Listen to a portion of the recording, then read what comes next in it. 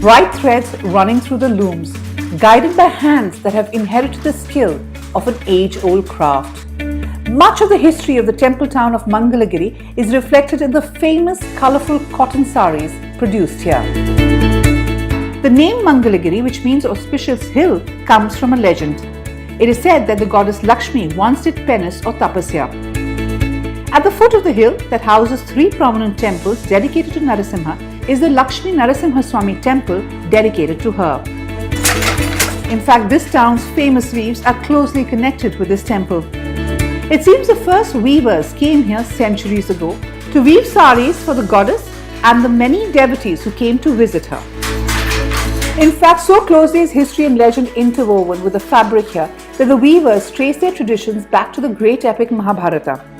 It is believed that the eldest of the Pandavas, Yudhishthir, installed the main deity in the temple. The original temple here was old, but this imposing 10-story Gopuram, however, was built by Raja Vasireddy Venkatadiri Naidu, the Zamindar of Amravati, between 1807 and 1809.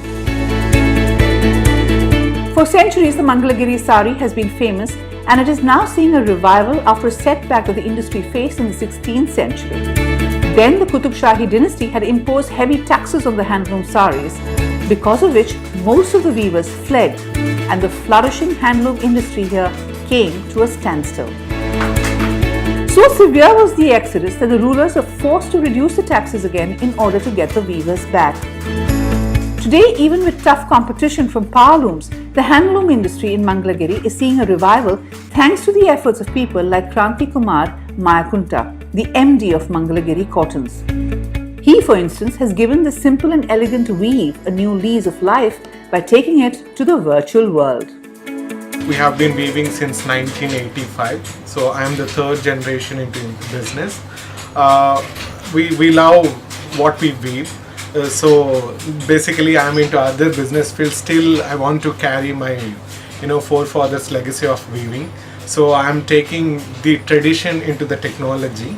So keeping that in mind, we have started exclusive website for our own products. Since starting the website, we felt very happy because we are able to reach the end customer across the India and across the world.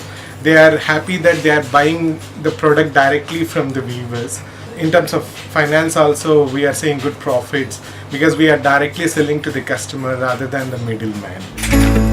Today, the Mangalgiri cotton has got a new and famous identity and recognition with a geographical indicator status that it got in 2013. Clearly, the colourful weave and the legends of this village that are as colourful remain timeless.